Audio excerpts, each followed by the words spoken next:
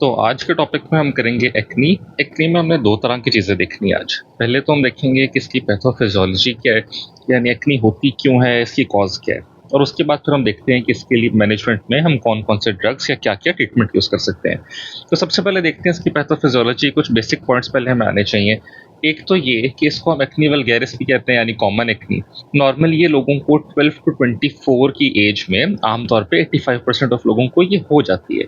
और क्यों होती है, इसकी एक कॉज है एंड्रोजन प्रोडक्शन, क्योंकि जब प्यूबर्टी का टाइम होता है उसमें आमतौर पर एंड्रोजन का लेवल बहुत हाई होता है, जिसकी वजह से आपको आगे एक्नी हो सकती है। तो वो फीमेल्स जो आपके पास नॉर्मली ओरल कॉन्ट्रासेप्टिव्स ले रही होती हैं, उनमें एंड्रोजन का लेवल क्योंकि डिक्रीज हो जाता है, तो एक्नी का चांस कम हो जाता है, एक्नी उनमें बेहतर हो जाती है। अब पहले देखते हैं कि एक्नी में बेसिकली होता क्या है। ये एक स्ट्रक्चर सा मैंने ड्रॉ किया है। ये आपके पास एक मेन हेयर फॉलिकल का स्ट्रक्चर है। ये एक हेयर फॉलिकल है। अच्छा, अब हेयर फॉलिकल के अंदर दो मेन चीज़ें हैं। एक तो हमारे पास ये सारे के सारे पड़े हुए हैं स्किन सेल्स, केराटिनोसाइट्स, और एक आपके पास ऊपर ये पड़े हुए हैं सेबेशियस ग्लैंड्स।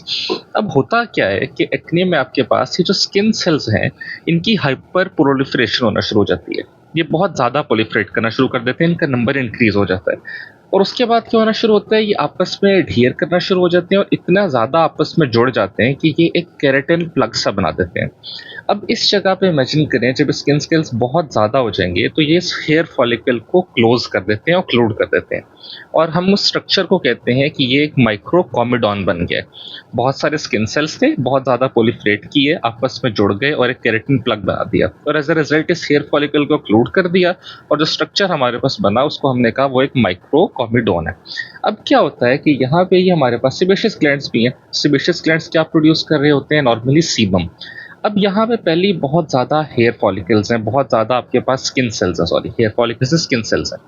उसमें जब बहुत ज़्यादा सीबम की प्रोडक्शन होती रहेगी तो वो इस फॉलिकल के अंदर एक्यूमुलेट होता रहेगा और उस फॉलिकल को डायलेट कर देगा, और उस स्ट्रक्चर को फिर हम कहते हैं एक कॉमिडॉन है। कॉमिडॉन में क्या क्या होगा, स्किन सेल्स होंगे बहुत सारे, एक केराटिन प्लग होगा और सीबम होगा। ये दोनों चीज़ें मिला के आपके पास इस जगह को एक ओक्लूड कर देंगी। एक और चीज़ यहाँ पे हमारे पास क्या हो रही होती है कि जब यहाँ पे बहुत ज़्यादा सीबम की प्रोडक्शन स्टार्ट होती है ना, तो इधर आपके पास पड़ा हुआ होता है ये जो मैंने बनाया है, एक बैक्टीरिया जिसको हम कहते हैं पी एक्ने। अब क्या होता है यहाँ पे कि ये जो पी एक्ने है ना, ये ग्रो करता है in the presence of sebum. तो जब बहुत ज़्यादा सीबम एक जगह पे क्यूमुलेट होना शुरू हो जाएगा तो हमारे पास वहाँ पे पी एक्ने ग्रो करना शुरू कर देगा, और ये P acnes as a result क्या करवाता है, इन्फ्लेमेशन करवाता है। और जब बहुत ज़्यादा इन्फ्लेमेशन हो जाती है तो आपके पास एक पिंपल की फॉर्मेशन करवा देता है। अब अगर आप इस पिंपल को ट्रीट ना करें और ये पिंपल कंटिन्यूसली ग्रो करता रहे तो एक टाइम आएगा कि जो वॉल्स है ना इस पिंपल की, वो रप्चर कर जाएंगी और आपको अपीयरेंस मिलेगी एक नोड्यूल की। तो ये तो सारी हमारे पास इसकी नॉर्मल पैथोफिजियोलॉजी थी कि स्किन सेल्स हाइपरप्रोलिफरेट किए, ढेर हुए, केराटिन प्लग बना दिया, सेबेशियस ग्लैंड था, सीबम प्रोड्यूस किया, सीबम की प्रोडक्शन आपके पास पी एक्ने ग्रो किया, उसने पिंपल बनवा दिया इन्फ्लेमेटरी रिस्पॉन्सेस के थ्रू, और जब वो रप्चर होंगी उसकी वॉल्स तो एक नोड्यूल बन जाएगा। अब हम देखते हैं आगे कि इसके लिए हम कौन कौन सी ड्रग्स यूज़ कर सकते हैं, यानी ट्रीटमेंट स्ट्रेटेजीज क्या क्या है हमारे पास। तो उसके लिए एक निमोनिक है, इससे ड्रग्स याद करना बहुत आसान हो जाएंगी। Awesome acne brings dramatic results so successfully। तो एक्नी का वर्ड मैंने इसमें इसलिए यूज़ किया ताकि याद रहे बाद में कि एक्नी की ड्रग्स के लिए बनाया था। तो इस पूरे के पूरे सेंटेंस का जो पहला पहला लेटर है उससे हमारे पास ड्रग शुरू होंगी। मैं आखिर में आपको दोबारा भी बताता हूँ कि किससे कौन सी है। पहले स्टार्ट करते हैं ए से। तो ए से हमारे पास पहले क्या है, एंटीबायोटिक्स। अब जो एंटीबायोटिक्स हम यूज़ करते हैं यहाँ पे, वो दोनों तरह का हमारे लिए काम करती हैं। दोनों तरह का क्या काम करती हैं, एक तो वो एंटी बैक्टीरियल रोल भी प्ले करती हैं हमारे लिए, और एक वो क्या करती हैं, एंटी इन्फ्लेमेटरी रोल भी प्ले करती हैं। क्योंकि हमने कहा था कि वहाँ पे पी एक्ने ग्रो कर रहा है तो हम चाहते हैं कि हम उस बैक्टीरिया को भी किसी तरह ख़त्म करें, किल करें, या उसकी ग्रोथ को रोकें, और दूसरा हम चाहते हैं वहाँ पे इन्फ्लेमेशन भी ना हो। तो जो मोस्ट कॉमन हम यूज़ करते हैं एंटीबायोटिक्स, वो होती हैं एक तो टेट्रासाइक्लिन्स, और उसमें हमारे पास फिर दो आती हैं जो हम पहले भी पढ़ चुके हैं, एक तो डॉक्सीसाइक्लिन और एक मिनोसाइक्लिन। तो ये तीन मोस्ट कॉमनली यूज्ड हैं। इसके अलावा हम यूज़ कर सकते हैं मैक्रोलाइड्स, और मैक्रोलाइड्स में कौन कौन सी यूज़ कर सकते हैं, एरिथ्रोमाइसिन एंड एजिथ्रोमाइसिन। तो टेट्रासाइक्लिन्स में दो और मैक्रोलाइड्स में दो। अब वो कहता है कि हमारे पास ये जो एंटीबायोटिक्स होती हैं ये दोनों फॉर्म्स में अवेलेबल होती हैं, टॉपिकल भी और ओरल भी। जो टॉपिकल फॉर्म्स होती हैं जो आप स्किन के ऊपर अप्लाई करते हैं बहुत वेल टॉलरेटेड है, उनके एडवर्स इफेक्ट बहुत कम है। जिनके एडवर्स इफेक्ट्स हमने देखने या याद रखने हैं वो उन एंटीबायोटिक्स के हैं जब आप उनको ओरली दोगे। अब टेट्रासाइक्लिन्स को अगर आप ओरली दो पेशेंट को एक लंबे टाइम तक, तो वो या तो GI problems, GI upset cause कर सकता है, नोजिया, वॉमिटिंग एक्सेट्रा, और साथ वो आपके पास फोटो सेंसिटिविटी कॉज कर सकता है।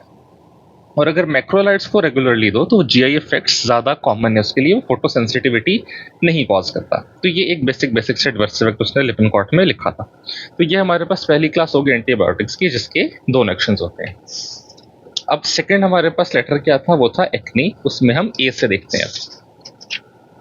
अच्छा, एक दो बल्कि इसमें और चीज़ें थी एंटीबायोटिक्स में। एक तो ये कि एंटीबायोटिक्स से अक्सर हम कहते हैं ना कि आप रेगुलर किसी पेशेंट को अगर एंटीबायोटिक्स देते रहो तो उसमें रेजिस्टेंस डेवलप हो जाती है, कि वो उस एंटीबायोटिक के खिलाफ फिर उसकी बॉडी रिस्पॉन्ड नहीं करती, वो एंटीबायोटिक इनफेक्टिव हो जाती है। तो हम चाहते हैं कि एंटीबायोटिक रेजिस्टेंट डेवलप ना हो, ना पेशेंट रेजिस्टेंट ना हो। तो आप क्या करते हैं कि आप उस एंटीबायोटिक के साथ कुछ और एक्नी प्रिवेंटिंग एजेंट्स दे देते हैं, यानी इकट्ठे मल्टीपल ड्रग्स दे देते हैं ताकि रेजिस्टेंस ना डेवलप हो। और जब आपके पास एंटीबायोटिक इतना काम कर दिया और जो एक्नी के लीजन्स हैं वो आपके पास क्लियर हो गए, ख़त्म हो गए, तो उसके बाद हम पेशेंट को कुछ अरसे तक मेंटेनेंस थेरेपी पे रखते हैं। मेंटेनेंस थेरेपी के अंदर हम एंटीबायोटिक्स को यूज़ नहीं करते, हम कुछ और टॉपिकल एजेंट्स को यूज़ करते हैं। जैसे हमारे पास रेटिनॉइड्स होते हैं, रेटिनॉइड्स के बाद हमारे पास एक और आगे ड्रग होती है बेंजोइल पेरोक्सिडेज। तो इन दोनों ड्रग्स को हम आगे देखते हैं कि इनका क्या काम है। तो अब ये हमारे पास एक एंटीबायोटिक्स होगी। सेकेंड लेटर हमारे पास क्या था इसका, एक्नी। तो अब हम करते हैं उसके ए से एजेलिक एसिड। एजेलिक एसिड के अंदर भी तीन तरह के काम ये कर सकता है, तीन तरह की इसके पास प्रॉपर्टीज होती हैं। एक तो ये होता है एंटीबैक्टीरियल, यानी किसी भी तरह इसने बैक्टीरिया को किल करना है, बैक्टीरिया को खत्म करना है। एक ये भी हमारे पास होता है एंटी इन्फ्लेमेटरी। एक तीसरी एक्टिविटी इसमें होती है कॉमिडियोलिटिक, जो हमने कहा था कि हमारे पास कॉमिडॉन्स बन रहे थे ना, sebaceous gland, hair follicle, skin cells etcetera, सबको मिला के, तो ये उसको भी खत्म करता है। अब सबके मैकेनिज्म ऑफ एक्शन देखते हैं कि ये एंटी बैक्टीरियल कैसे है। ये प्रोटीन सिंथेसिस को इनहिबिट कर देता है बैक्टीरिया की। तो जब बैक्टीरिया की प्रोटीन्स ही नहीं बनेंगे तो वो अपना काम नहीं कर सकेगा बैक्टीरिया, और एक टाइम आएगा कि वो किल हो जाएगा। एंटी इन्फ्लेमेटरी कैसे है कि हमारे पास हाइपर प्रोलिफरेशन हो रही थी ना, हमने कहा था केराटिनोसाइट्स की सेल्स बहुत ज़्यादा ग्रो कर रहे थे, बहुत ज़्यादा ग्रो करने की वजह से आपस में एडहियर कर रहे थे, उस हेयर फॉलिकल को ब्लॉक कर रहे थे। तो ये उस डिवीजन और प्रोलिफरेशन को रोक देता है, इनहिबिट कर दिया केराटिनोसाइट्स को और प्रोटीन सिंथेसिस को। तो एंटीबैक्टीरियल भी हो गया और एंटी इन्फ्लेमेटरी भी हो गया। इसका एक और यूज क्या होता है हमारे पास कि कुछ लोगों में एक्नी की वजह से ना स्किन की डिसपिगमेंटेशन हो जाती है, तो ये उन लोगों को भी देते हैं जिनमें डिसपिगमेंटेशन हुई है स्किन। इसके एडवर्स इफेक्ट क्या है, प्रोराइटस है। प्रोराइटस का क्या मतलब होता है कि इचिंग फील होगी आपको, थोड़ी सी स्टिंगिंग सेंसेशन है, टिंगलिंग सी सेंसेशन होती है, कि बहुत सीवियर एडवर्स इफेक्ट्स इसके नहीं है एजेलिक एसिड के। अब अगली ड्रग पे चलते हैं। अभी तक हमने निमोनिक में से दो चीज़ें कर ली थी, हमने ऑसम में से ए कर लिया और एक्नी का ए कर लिया। अब हमने करनी है बी से ड्रग। तो ये हमारे पास होती है बेंजोइल पेरोक्साइड। अब ये बेंजोइल पेरोक्साइड का भी तीनों बातें सेम है, ये भी बैक्टीरियासिडल है यानी एंटीबैक्टीरियल है, ये भी एंटी इन्फ्लेमेटरी है और ये भी कॉमिडोलिटिक है। कॉमिडॉन्स को भी खत्म करेगी, बैक्टीरिया को भी खत्म करेगी और इन्फ्लेमेशन को भी खत्म करेगी। इसमें वो लिखता है बुक में कि जो उसका बैक्टीरियासिडल एक्शन है ना, पिछले वाली का हमने क्या कहा था, वो प्रोटीन सिंथेसिस को रोकती है। ये प्रोटीन्स के साथ इंटरफेयर नहीं करती, ये इसकी ऑक्सीडाइजिंग एक्टिविटी है। ये ऑक्सीडेशन करवा देती है बैक्टीरिया में, जो कि लीथल होती है, बैक्टीरिया को किल कर देती है एक टाइम के बाद। और इसके एडवर्स इफेक्ट्स में हमारे पास क्या क्या आता है, dry skin, irritation, bleaching and bedding of clothing. ये एक ज़रूरी चीज़ है जिसका एमसीक्यू आई थिंक आ सकता है कि बेंजोइल पेरोक्साइड में कभी भी एमसीक्यू लिखा है आपके पास which one of the following drug causes bleaching of bedding and clothing, तो वो आपके पास बेंजोइल पेरोक्सीडेज होती है, पेरोक्साइड होती है। तो ये एक चीज़ इसमें याद रखनी है। फिर अब हमारे पास अगली ड्रग आती है, वो है डेप्सॉन, जो हम करेंगे ड्रामेटिक के डी से, हमने इसको याद किया था। डेप्सॉन में आपके पास दोनों चीज़ें हैं, वो एंटी बैक्टीरियल भी है, वो एंटी इन्फ्लेमेटरी भी है। जितनी ड्रग्स हम अभी तक पढ़ रहे हैं उन सब में एंटी बैक्टीरियल एक्टिविटी भी है और एंटी इन्फ्लेमेटरी एक्टिविटी भी है। इसका मैकेनिज्म ऑफ एक्शन थोड़ा डिफरेंट क्यों है कि ये हमारे पास बॉडी में एक चीज़ होती है जिसको हम कहते हैं TNF alpha, tumour necrosis factor alpha. इसका मेन काम क्या होता है, ये इन्फ्लेमेशन में रोल प्ले कर रहा होता है। इन्फ्लेमेशन करवाने में हेल्प करता है। तो हम तो चाहते हैं कि इन्फ्लेमेशन ना हो, इन्फ्लेमेशन खत्म हो, हमने तो ट्रीट करना है, तो हम डेप्सोन देते हैं और वो क्या करता है, TNF अल्फा की प्रोडक्शन को रोक देता है। कैसे रोकता है, वो एक लंबा मैकेनिज्म है, वो जब हम डेप्सोन पढ़ेंगे आगे लेप्रोसी में तो हम उसमें देखेंगे कि आपके पास मेनली क्या होता है, वो न्यूट्रोफिल के फंक्शन के साथ इंटरफेयर करता है और TNF अल्फा को रोक देता है। एक और डेप्सोन का यूज था एक्ने के अलावा लेप्रोसी में भी यूज होती है, वो हम अगले वीडियो में देखते हैं। इसके एडवर्स इफेक्ट्स में क्या आता है, ऑयलीनेस होता है, ड्राइनेस होता है, एरिथेमा होता है। एरिथेमा क्या होता है कि आपके पास रेडनेस हो जाती है स्किन की, तो ऑयलीनेस, ड्राइनेस और एरिथेमा। डेप्सोन को हम आगे डिटेल में भी पढ़ेंगे लेप्रोसी वाले टॉपिक में। अब नेक्स्ट ड्रग पे आते हैं, हमने ड्रामेटिक तक कर लिया था, अब हम करते हैं रिजल्ट्स के आर से। ये होती है रेटिनॉइड्स। रेटिनॉइड्स एक जरूरी ड्रग है, इसका मैकेनिज्म ऑफ एक्शन भी हमने याद करना है और उसके बारे में डिटेल में पढ़ते हैं थोड़ा। इसके पास भी कोमेडोलिटिक एक्टिविटी होती है एक तो, दूसरा क्या करता है ये, यानी कॉम्बिडोन्स को तो हटाएगा, ये विटामिन ए का डेरिवेटिव होता है। इसका मैकेनिज्म ऑफ एक्शन याद करते हैं कि होता क्या है कि हमारे पास कुछ सेल्स के ऊपर, स्किन के ऊपर पड़े हुए होते हैं रेटिनॉइड रिसेप्टर्स। तो ये ड्रग रेटिनॉइड जाके अपने रिसेप्टर्स पे अटैच कर जाएगी, यहाँ तक कोई मुश्किल चीज़ नहीं है। जब ये रेटिनॉइड रिसेप्टर्स पे अटैच करेगी तो उसके बाद ये क्या करती है, ये जीन एक्सप्रेशन को रेगुलेट करती है।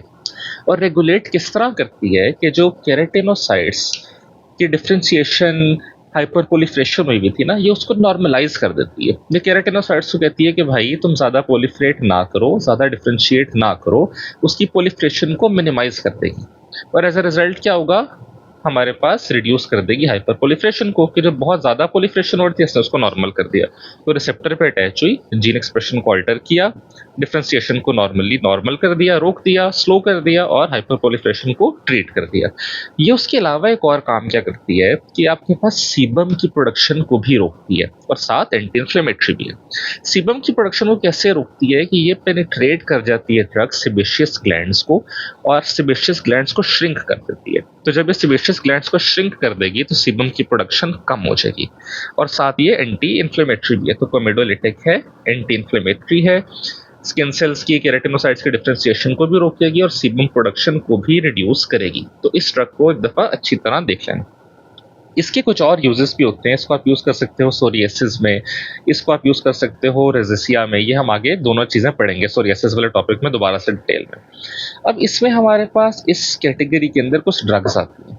मैंने इसको ऐसे याद किया था TAT टैट से, तो आप लोग भी इसको देख लीजिएगा किस तरह याद करना। मैं यहाँ पे लिख भी देता हूँ, अगर ऐसे याद रहे तो ऐसे ही कर लो। TAT टैट एक हमारे पास होती है ट्रेटिनॉइन, एक होती है एडापिलिन और एक होती है टेजारोटिन। ये तीनों ड्रग आपके पास टॉपिकली यूज करते हैं, यानी स्किन के ऊपर से अप्लाई करते हैं। और कब यूज करते हैं, जब आपके पास माइल्ड टू मॉडरेट फॉर्म्स होती हैं एक्ने की, यानी बहुत सीवियर एक्ने नहीं है। एक ड्रग हमारे पास ओरली भी यूज करते हैं, वो होती है आइसोट्रेटिनॉइन। ये आप ओरली देते हैं और कब देते हैं इसको, जब severe nodular forms of acne होती है, यानी माइल्ड टू मॉडरेट में आप इसको नॉर्मली यूज नहीं करते, इसको आप रिजर्व रखते हैं for severe forms of acne. Retinoids के हमारे पास कुछ एडवर्स इफेक्ट्स भी होते हैं। एक तो क्या होता है, एरिथेमा कॉज करते हैं, यानी वही रेडनेस, डिस्क्वेमेशन, स्टिंगिंग सेंसेशन होती है। जो इसके दो डिफरेंट एडवर्स इफेक्ट्स थे, वो एक तो था ड्राई म्यूकस मेम्ब्रेन्स और एक होता है फोटो सेंसिटिविटी। तो हम पेशेंट्स को, जिनको हम रेटिनॉइड्स दे रहे होते हैं, हम उनको हमेशा एडवाइस करते हैं कि आप बाहर जाते हुए सनस्क्रीन को यूज करें, सनस्क्रीन पहन के रखें। इसकी कॉन्ट्राइंडिकेशन जरूरी है, इसमें से भी क्वेश्चन आ सकता है। एक तो ये कि दो स्पेसिफिक ड्रग्स हैं, एक तो है टेजारोटिन और एक होती है ओरल वाली आइसोट्रेटिनॉइन। जो टेजारोटिन होती है उसको प्रेगनेंसी में नहीं दे सकते, वो बहुत सिवियरली टेरेटोजेनिक होती है। सेम हमारे पास जो आइसोट्रेटिनॉइन होती है वो भी बर्थ डिफेक्ट्स कॉज कर सकती है और साइकेट्रिक इफेक्ट्स कॉज कर सकती है। तो इन ड्रग्स को दोनों को हम प्रेगनेंसी में यूज नहीं करते।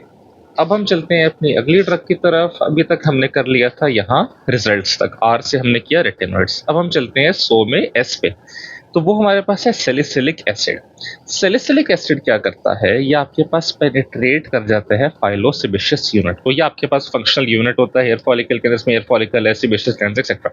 तो ये उस यूनिट को पेनिट्रेट कर जाता है और एज एन एक्सफोलिएंट काम करता है। एक्सफोलिएंट का क्या मतलब होता है? कोई चीज़ को रिमूव करने वाला, बाहर निकालने वाला।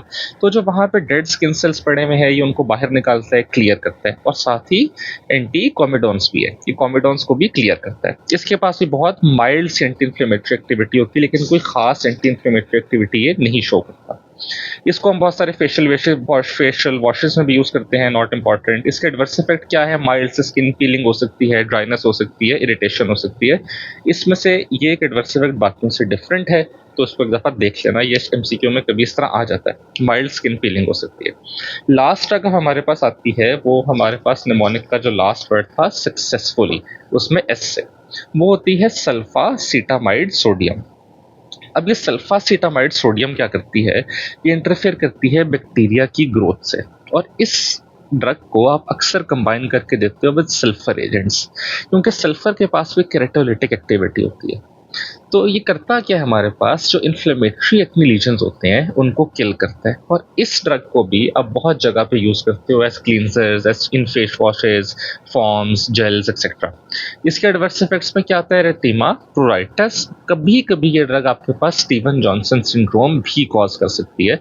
और स्टीवन जॉनसन सिंड्रोम हमारे पास क्या होता है? It is a type of hyper sensitivity reaction. तो ये हमारे पास ड्रग्स खत्म हो गई हैं। 7 क्लासेस थी हमारे पास ड्रग्स की, जो हमने करके खत्म कर दी। This is all for acne.